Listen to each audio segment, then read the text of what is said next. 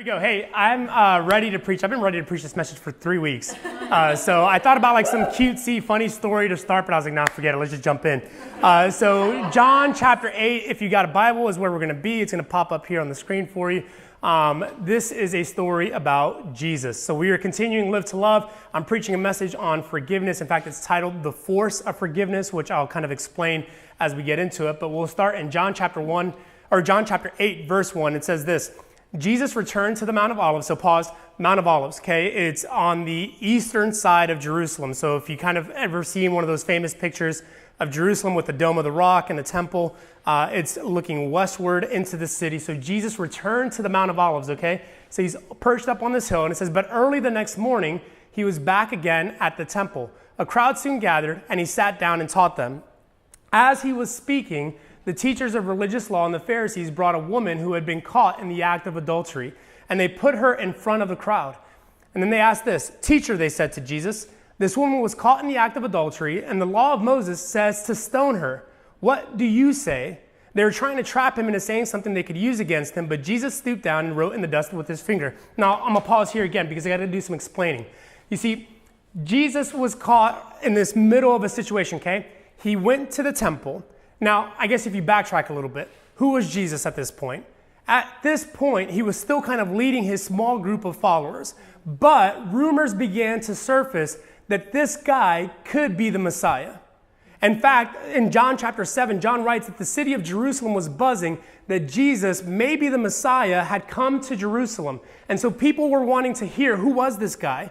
What was he saying? What was he doing? They've heard about the miraculous. They've seen maybe someone evidence of it, but they've not yet encountered Jesus. So as Jesus came into the city in John chapter 7, crowds gathered, which is why Jesus had to kind of depart for the evening and go up to the Mount of Olives so that he could kind of rest for an evening. And then he came back and he came to the temple.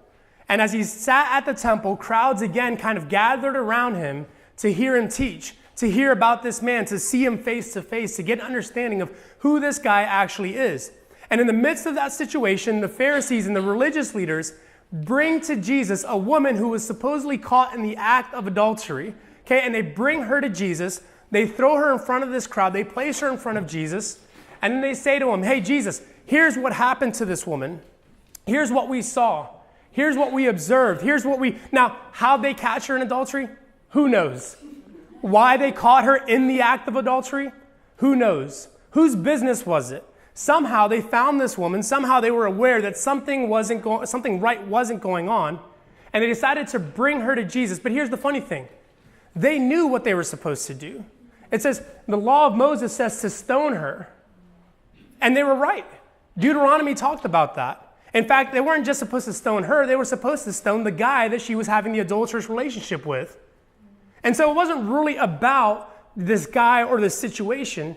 In fact, John even said they were trying to trap Jesus in something. But listen, the reason I stop here is not just to set up context, but this is a scheme of the enemy, and it's always been a scheme of the enemy. Yeah. This wasn't about making a wrong right.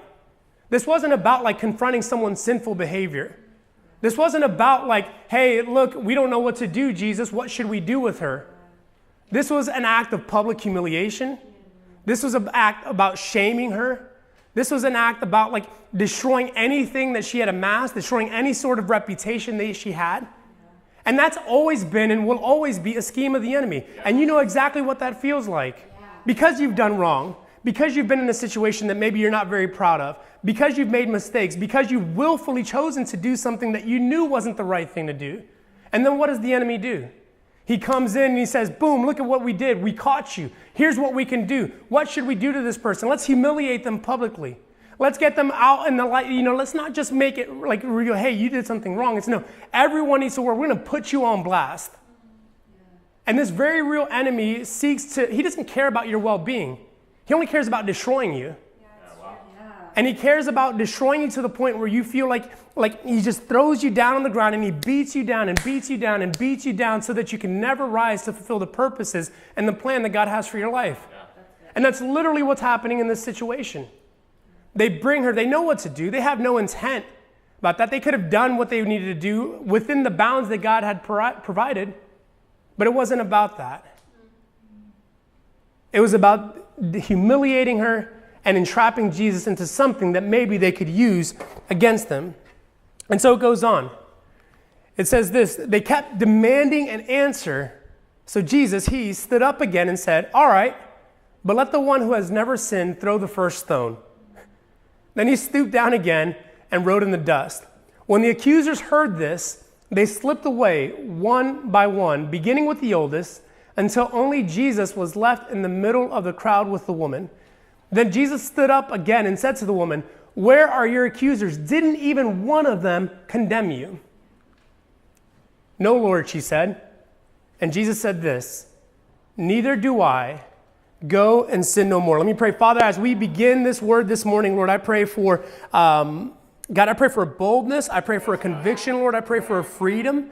Lord, I pray that you would just speak through the words that you've prepared in me. I empty myself and give it to you, God.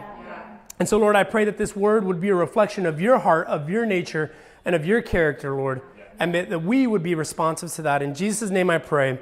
Amen. Have you ever been caught doing something? Like something you shouldn't have been doing. Like, it doesn't matter what age. I mean, maybe it was like when you were a little kid, right? Like, and you're stealing like candy or something that like you're hiding something that you shouldn't. I remember one time, it was shortly after like Halloween, and we had all this Halloween candy, and we were free to give it to you. It wasn't like we were like those weird people, oh, one piece a day. And you're like, screw it, have it all. Like that stuff doesn't matter. But one time we caught her, and what she had done, she had kind of like this little bookcase cubby thing up in her room. And so we walk in her room, and she had like, and it has like these baskets in it. And so she would pull out these baskets and like kind of like crawl through this cubby and like stash her candy behind the bookcase. It was super clever. I mean, I was proud. It was a very proud dad moment in my life. And but she knew she was caught. Or maybe it was like when you're a teenager, right, in school, and you like cheat on an exam or cheat on a test, and then you get caught doing something like that, and you're like, not good. Or maybe even as an adult, you got caught in a lie at work, and someone said, hey, did you take care of that thing? Oh, yeah, I got it. And then they're like, oh, really? Well, I already talked to so-and-so, and they said that it hadn't been done yet. I mean, yeah, I was getting to it, I was trying to, I meant like in the future it's going to be done. You ever had that like moment, right? Like in the moment when you're caught, there's like this immense like amount of like shame and like, oh, like what was I thinking? Like I should have been better than that. Like I should have known, or I should have covered my trail a little bit better. Like you like all these feelings that you have. And that, like, it doesn't matter how old you are or how young you are, what life stage you're in, like the feeling of getting caught is always the same. I remember I was 15 years old and was in high school in Daytona Beach. And at the time, it's like early 2000, like maybe 2001, Daytona Beach was still like a very big spring break, like party central. And so the beach side during like the months of March and April was like nuts. I mean, you talk about lit, it was lit. Like it was insane. And so spring break was like going around, and there's all sorts of crazy stuff that like don't need to be described right now. But my mom knew about all those things. And so of course, as a good mom, she was like, no, you can't go out there and do any of this stuff.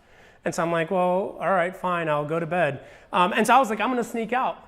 And now, mind you, okay, like I know you guys, you grew up a little bit different than me. You guys had cell phones and stuff. Like this is like like cell phones. So you had to be like slick about getting out. Like you couldn't just send off an incognito text message. You couldn't just kind of like send a DM to somebody. This was like, they had to call your landline, or they had to like kind of like flashlights into like your, into your house. Like they couldn't honk because that would wake people up. So you kind of like, hey, when you get here in your car, like and pull into, like don't pull in the driveway, but just kind of like face your car at the front window in the living room and like flash your blinkers like 3 times. Like then I know it's you. Like you had to do like all this like crazy stuff like to get out of the house. So I decided I was going to sneak out and I was going to do. So I had my buddy like come, and I was like, hey, you pick me up like down the street. I'm just going to meet you at the spot, like whatever. And we're going to go out to the beach side and we're going to have some fun. So I snuck out. I made it out clean cut, like no issue whatsoever. Go out to the beach side, have like whatever I did. And then like, just like had fun. And then like, coming back, and it's like, I don't know what time it was. I would guess probably like around 3 or something like that. And now like, you can't just sneak out, you have to sneak back in. Yeah. And so, I was like, all right, I'm gonna figure out a way. Like, I couldn't get into my room window because if I made any sort of noise, that would wake up my brother, and he was a snitch. And so I was like, well, he was only a snitch as long as I didn't drag him with me. Like if I didn't bring him with me, then he was definitely going to snitch. So I couldn't do that. And so like and then sneaking into another window, we had a dog and the dog would bark like if someone was at the windows, but like coming in through the front door, the dog was fine. So like really my only option was the front door. And so I decided I'm going to come in through the front door. I got a key, like, you're like turn the key slowly, like just turn the handle and like walking in. And so like if this is like my entryway, like the foyer or whatever, to the left would be like the living room. And then like my parents' bedroom was like off there. And then my bedroom was out that way. And so I'm like, come in, and unbeknownst to me, someone in my family decided to set up one of those freaking metal Razor scooters right by the front door. And I don't know if it was my brother, my sister, or my mom, but like somebody put a Razor scooter, it's pitch black, I'm not gonna turn on any lights. So like I come in, I think I'm good. I take a step, literally trip over this scooter, it falls over, so the metal clashes against the tile floor, that makes noise, but then my body hits the ground, and then out of the shadows I hear, "Hijo, we'll talk in the morning." My mom was posted up on the couch. Like she knew somehow, like divine, the Holy Spirit woke her up in her sleep and told her, go to the couch, and then like totally got caught. And in that moment, I knew there was no getting out of it. Like I knew there was just no way to get out of this situation. And that's exactly how this woman felt, but way worse. She knew there was no talking her way out of this. She knew there was no explaining to do. She knew there was nothing that could be said that would correct. In fact, she probably even knew that the detriment or the consequence of her decision was death. Yeah. And there was no talking her way out of it. So here she finds herself in public, again, you got to think about, take yourself back some 2,000 years ago, okay? She's taken, not just like a public square, she's taken before the temple, the holiest of holies, the place where God himself resides. So she's dragged to the front of the temple, and then you have all these people there, the people who go to the temple, the righteous people, the people who want to be closer to God, the people who feel like, hey, I want to get my life on track, I want to do the good things. So she's brought before God and then the holy people, and as if that wasn't enough, she's brought before the person who now everyone is rumoring to be the Messiah, God in the flesh. And it's up to him to indict her. This lady is not just caught in the act of adultery, she's confronted with the fact that she's going to face a brutal death in front of everyone, and that God himself is going to be the one that stamps her rejection letter. This is the situation that she finds herself in. This is where she is, and this is where she comes to. Yet, despite the reality that she was in, she somehow managed to walk away in freedom. She somehow was able to not experience death, to not experience condemnation. Instead of experiencing more shame, instead of Jesus saying, lady, what were you doing? Who were you with? Why did you do that? She hears, neither do I. Go and sin no more. Yeah. And she's able to walk away in a situation or from a situation in a way that she could have never expected. Yeah. In a way that she could have never anticipated. Not only is she able to walk away, but before she even gets the chance to walk away, anyone that had a judgment against her had walked away. And it's mind-blowing when you think about it, because the law demanded death, but grace required forgiveness. Yeah. And on the other side of forgiveness, there's freedom. There's emotional freedom. There's spiritual freedom. There's even physical freedom, as we see in this passage. Listen, that's why we say things like this, right? Like if you've ever been the beneficiary of actual forgiveness, you've probably thought to yourself or heard someone else say, man, it just feels like the weight's been lifted off my shoulders. It's like I no longer have to carry this baggage. It's like the burden is no longer on my spirit or on my soul. We say things like that all the time because true forgiveness brings us a freedom. We don't realize that the weight of not being forgiven, how much it bogs us down. Yeah. And in a sense, it becomes this ball and chain that even if we have mobility, it's limited because we're always kind of moving at a half pace. And it does it to us psychologically, it does it to us emotionally, it does it to us spiritually. We feel like, well, I don't know if God forgives me, and so because I don't know if God forgives me, then I don't know if I really can have an actual relationship with him, because I'm always feeling like I'm not good enough, or I'm not worthy enough, or I'm not whole enough, or I'm not healed enough. And in our interactions with one another, if you feel like maybe you've done something wrong to another person, or someone has done something wrong to you, you know it. Listen, put yourself on, not the one that offended, but the one that was offended. And so you're the person, and you sit like, oh yeah, things are never going to be the same. Well, they did that, and so yeah, that hurts. If you've been on the other side of that, then you feel like, well, I did something wrong to that person. I don't know if our friendship's ever going to be the same. Because forgiveness limits and restricts and binds and constrains, or the lack of forgiveness, I should say. But on the other side of true forgiveness, there's freedom. And that's the thing about forgiveness. It's a force.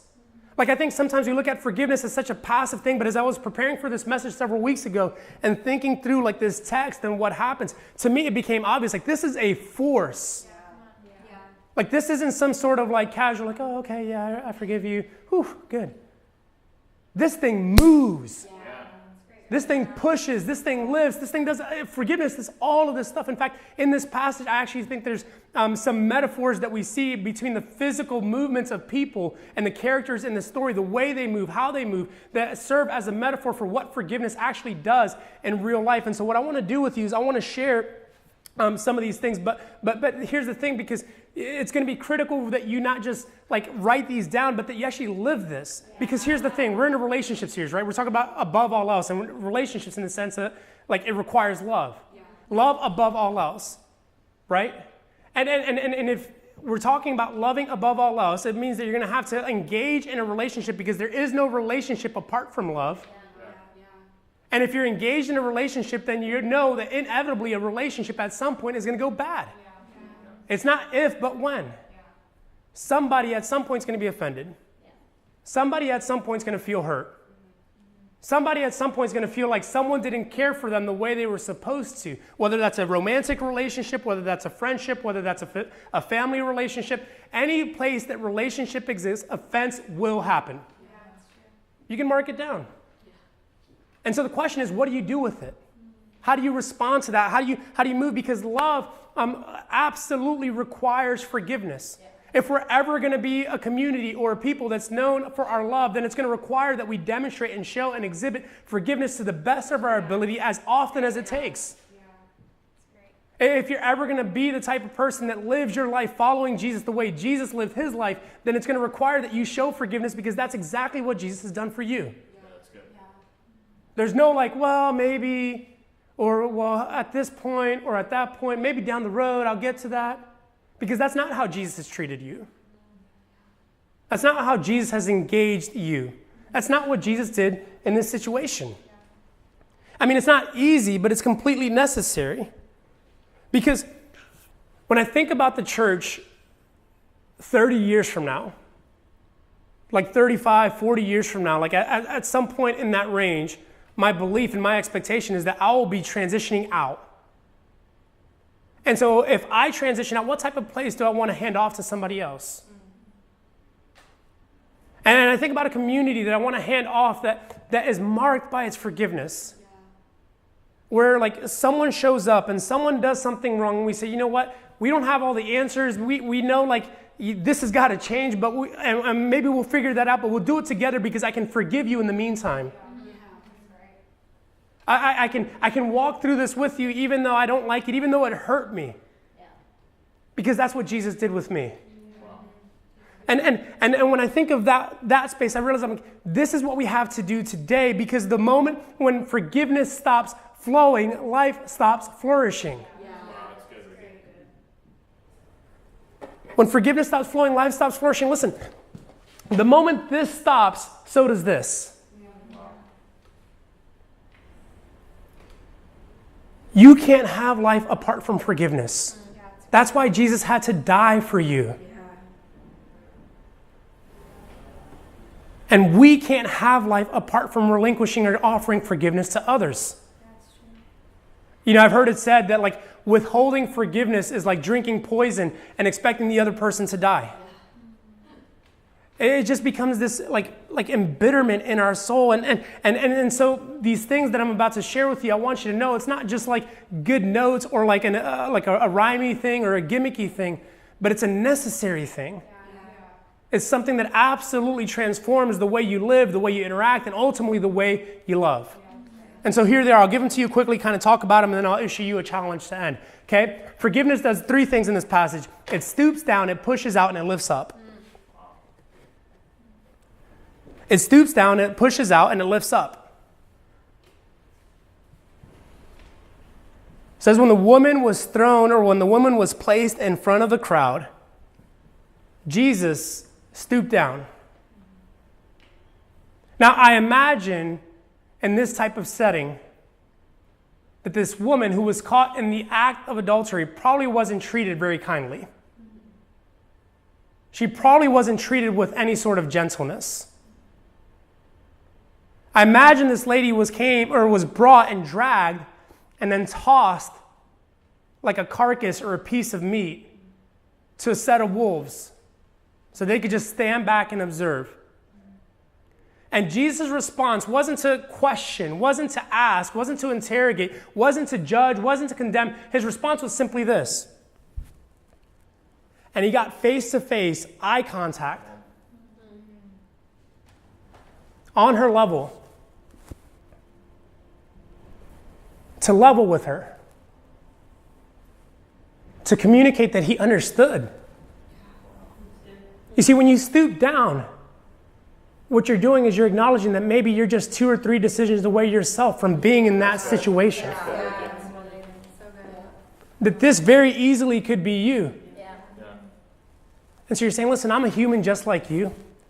I get it, and yeah, it hurt me. It offended me. It still hurts me. But God, it must hurt you as well. Yeah. It's so good.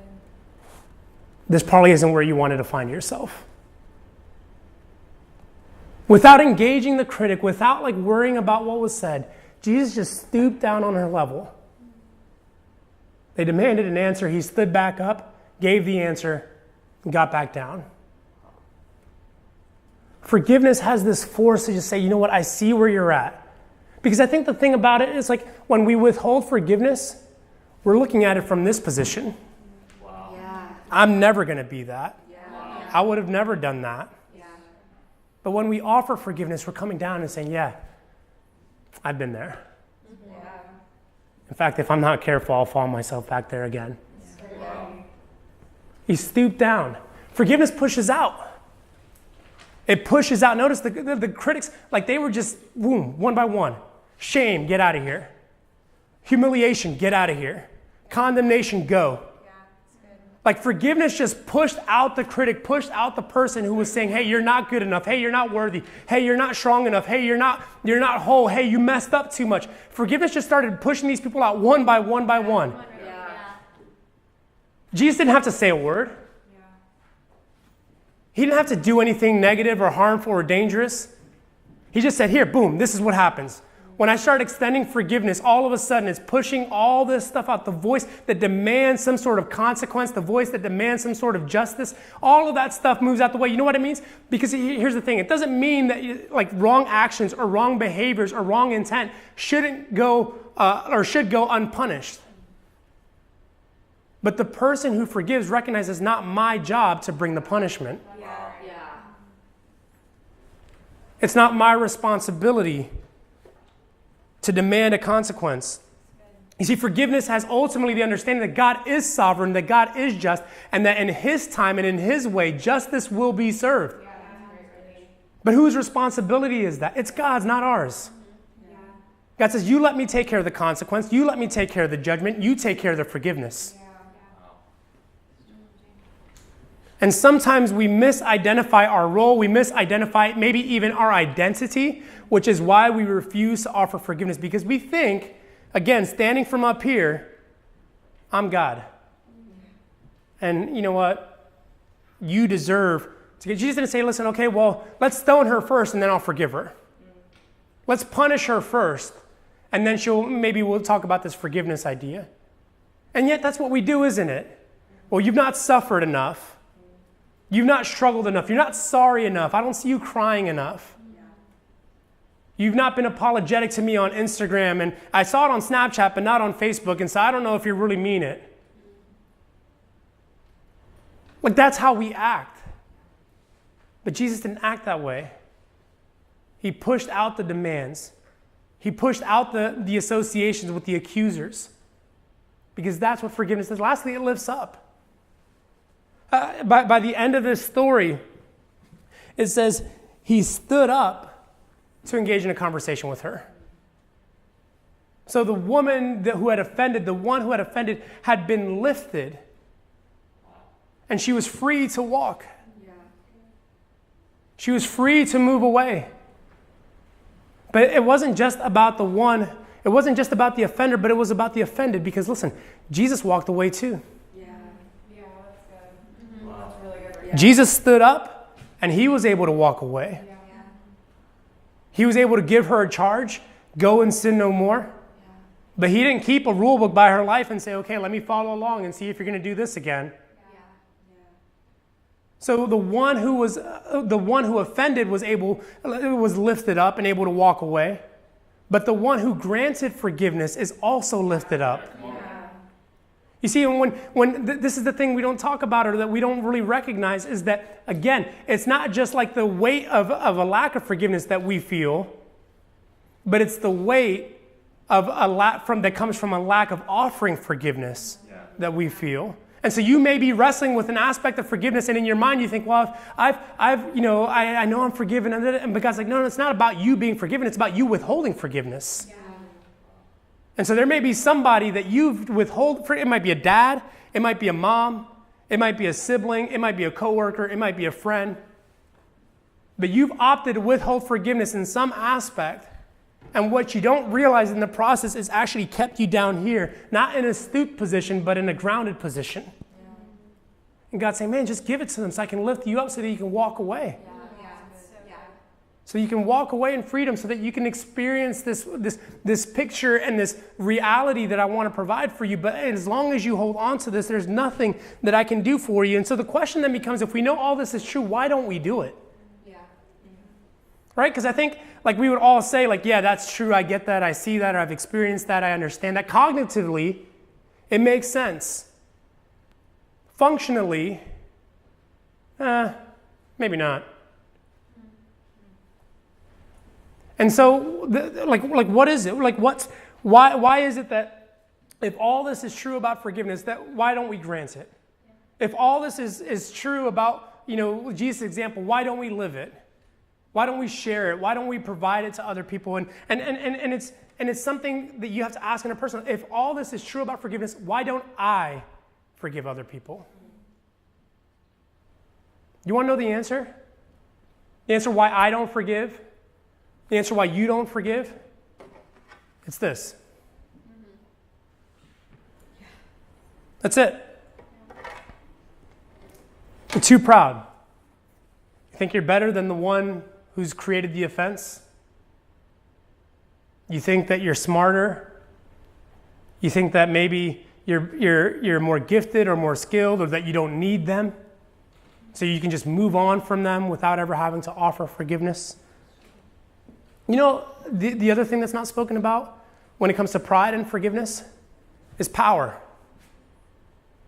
Because you know who has the power in that situation? The one who was offended. Yeah.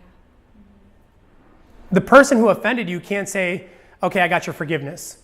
Hey, I forgive myself for forgiving, or I'll take your forgiveness and apply it to my situation. They can't do it. They can ask. They can request it. They can maybe forgive themselves, but they can't take what you have to offer. Only you have the power to forgive. Yeah. And so we like that, don't we? Yeah. Because forgiveness is not just a force, but it's a weapon. Yeah.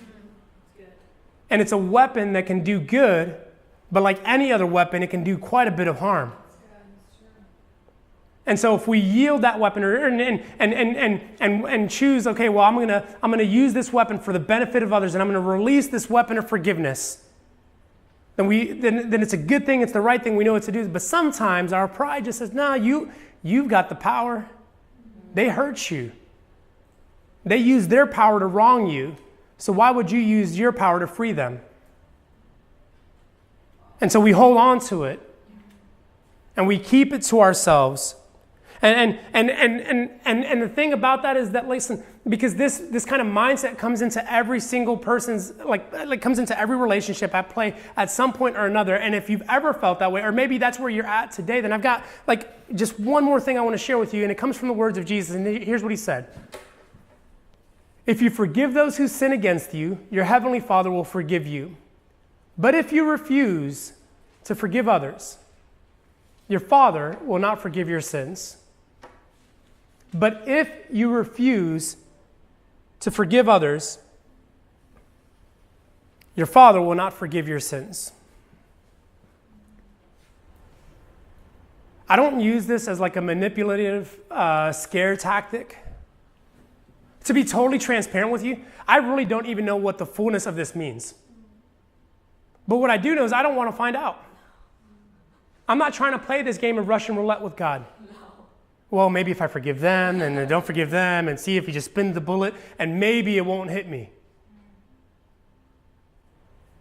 But when we choose not to forgive, this is the game we're playing. So if you want to hold that weapon close to your chest and you want to hold that power and you want to say, oh yeah, this is mine.